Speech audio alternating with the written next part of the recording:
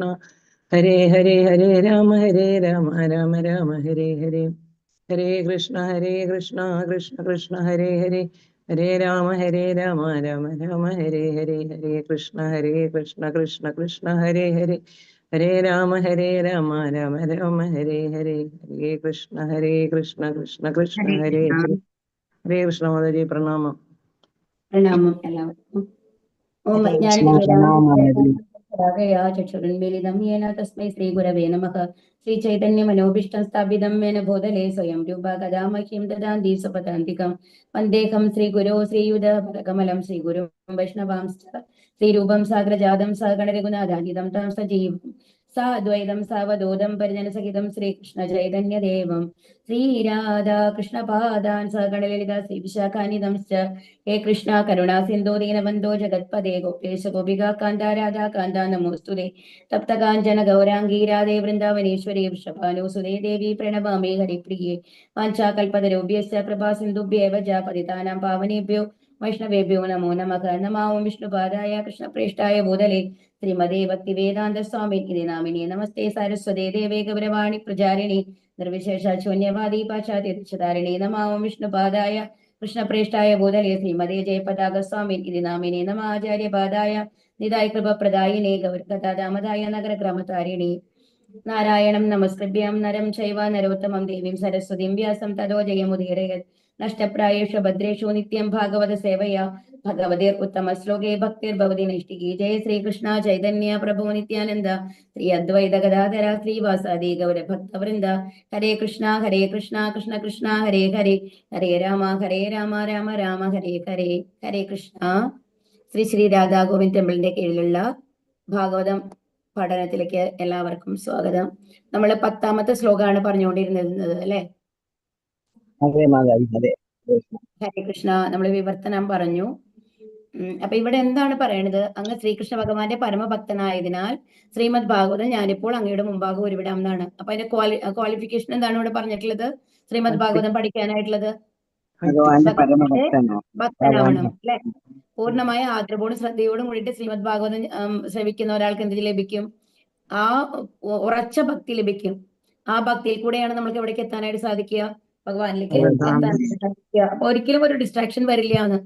നമ്മള് എന്താണ്, ഒരു ദിവസം ജപിച്ചു, അത് കഴിഞ്ഞ് നാളെ ജപിക്കണോ വേണ്ടയോ, നാളെ വേറെ എത്രയോ കാര്യങ്ങളുണ്ട്, അത് കഴിഞ്ഞിട്ട് നമ്മൾ മറ്റന്നാൾ ജപിച്ചാൽ പോരെ എന്നുള്ള ആ സംശയം നീങ്ങിയിട്ട് ഏത് ലെവലിൽ വരും?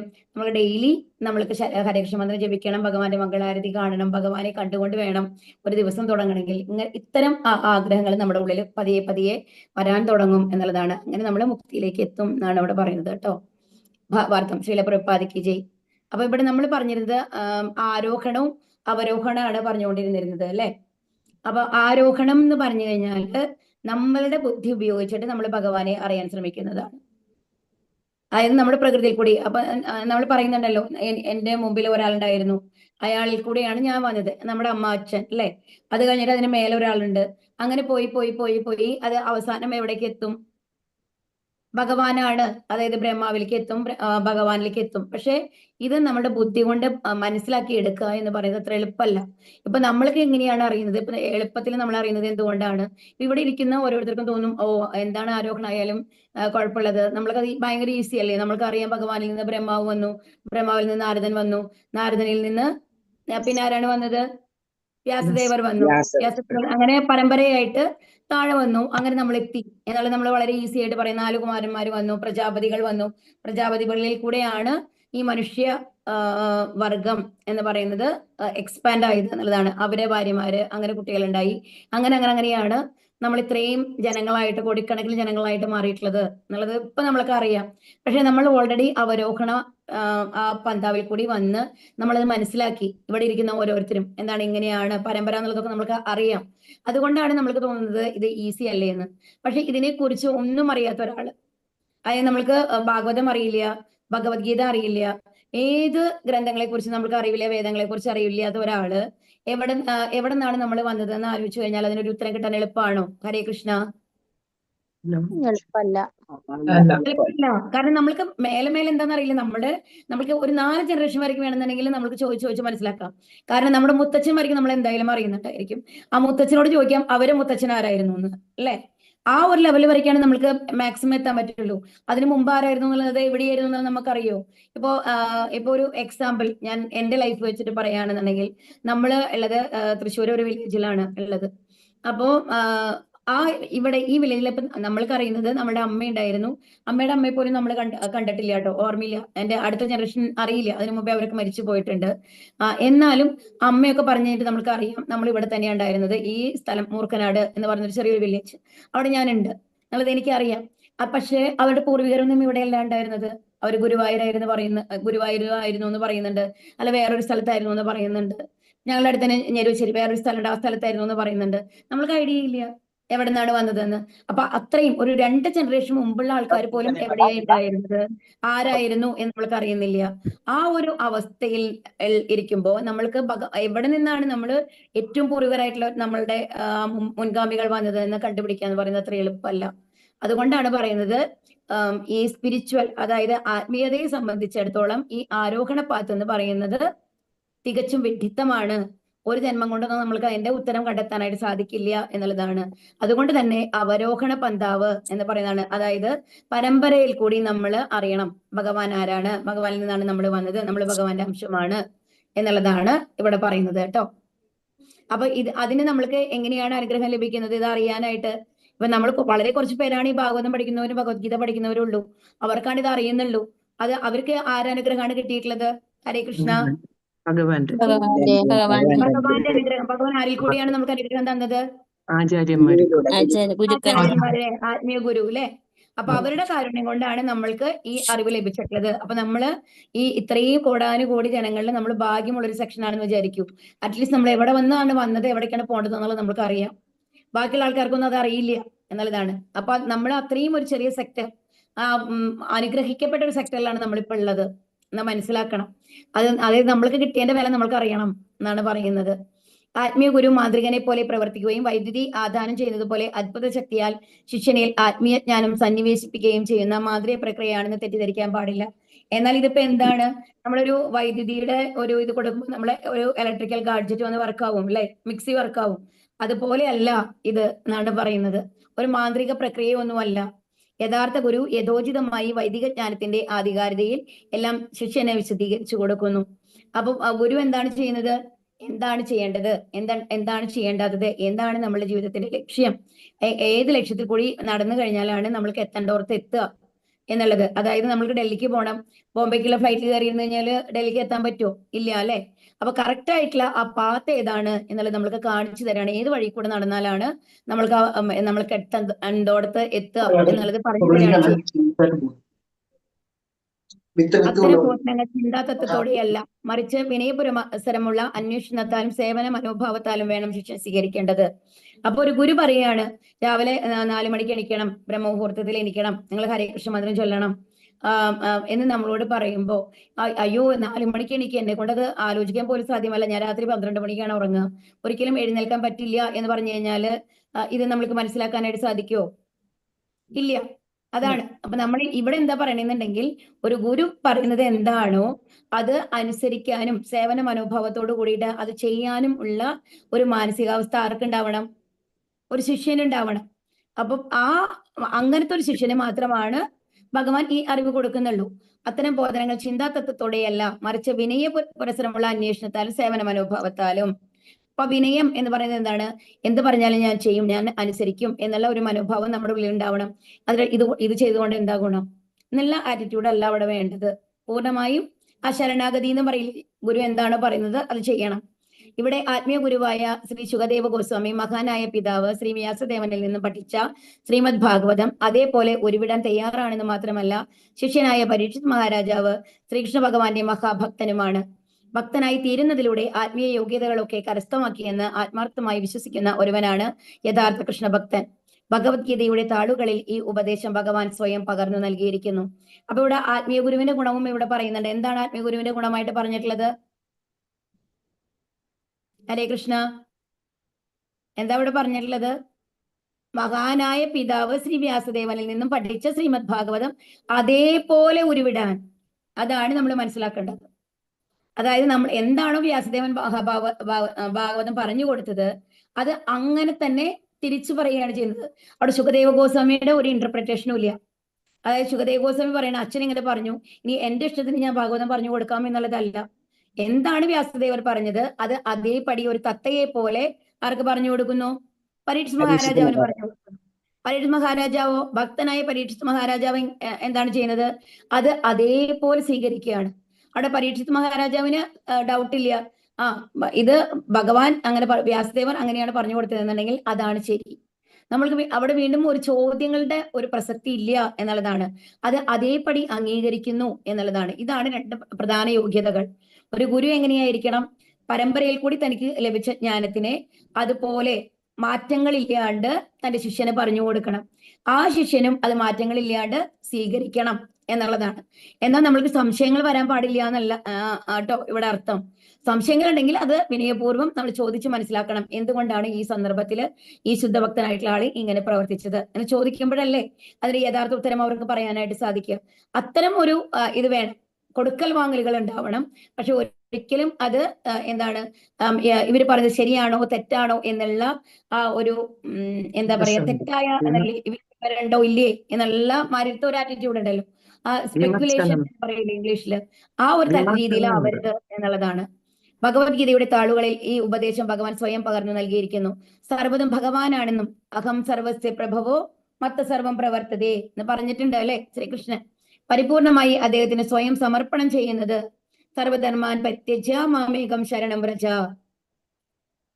ഒരുവനെ പരമപരിപൂർണതയുള്ള ഭക്തനാക്കി മാറ്റുമെന്നും ഭഗവത്ഗീതയിൽ വ്യക്തമായി പ്രസ്താവിച്ചിരിക്കുന്നു. ശ്രീകൃഷ്ണ ഭഗവാനിലുള്ള ഈ അചഞ്ചലമായ വിശ്വാസം ഒരുവനെ ശ്രീമദ് ഭാഗവത പഠിതാവാകുന്നതിന് സജ്ജനാക്കുന്നു.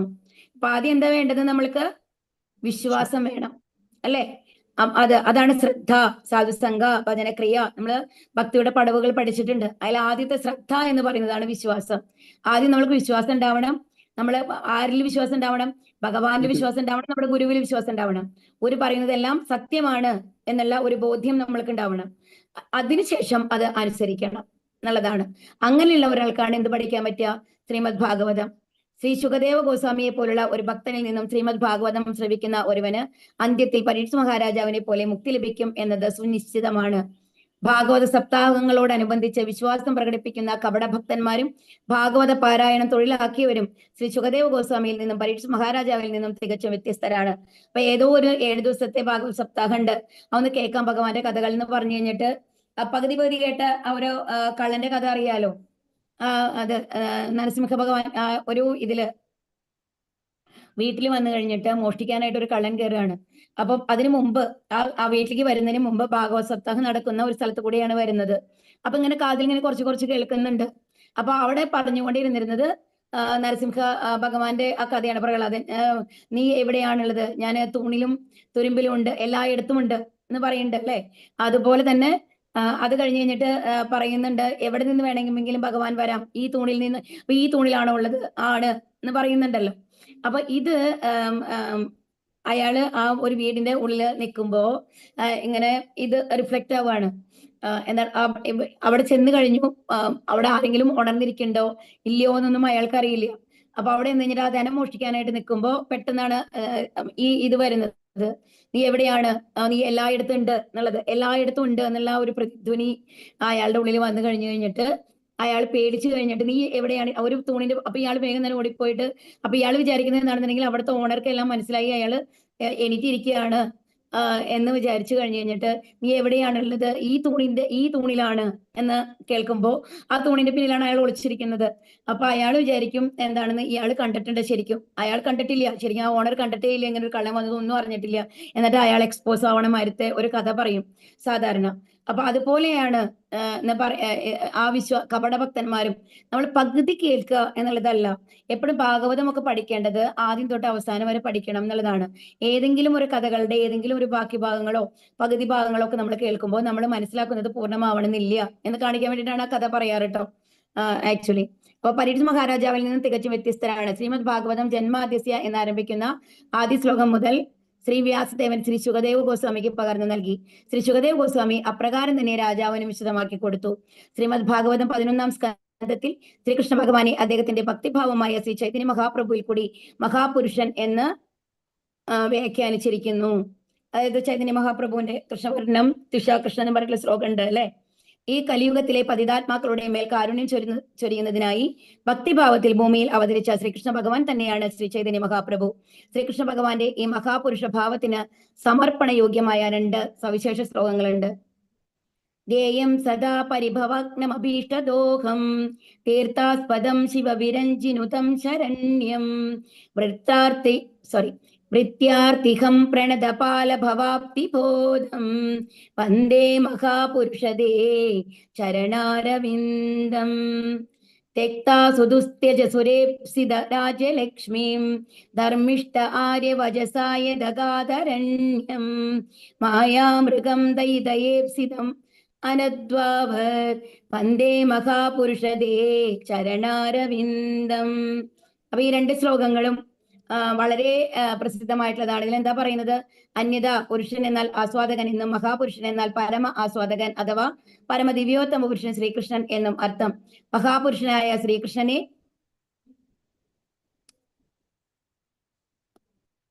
സമീപിക്കുവാൻ അർഹതയുള്ളവനെ മഹാപൗരുഷികൻ എന്ന് വിശേഷിപ്പിക്കുന്നു.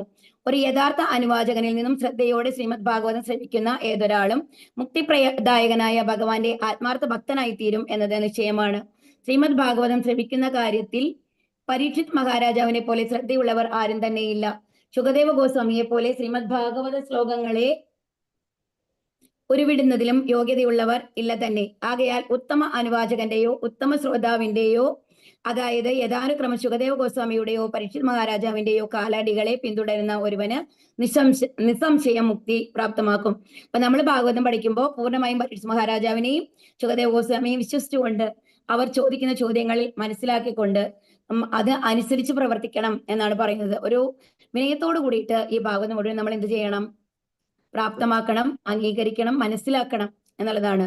ഇതും നമ്മളുടെ ലൈഫ് ഈ ഭാഗവത തത്വങ്ങൾ എങ്ങനെ കൊണ്ടുവരാം എന്നുള്ളത് നമ്മൾ പഠിക്കണം. ശ്രവണം കൊണ്ട് മാത്രം പരീക്ഷത്തിനും പാരായണം ഒന്നുകൊണ്ട് മാത്രം ശ്രീ വ്യാസദേവനും മുക്തി ലഭിച്ചു.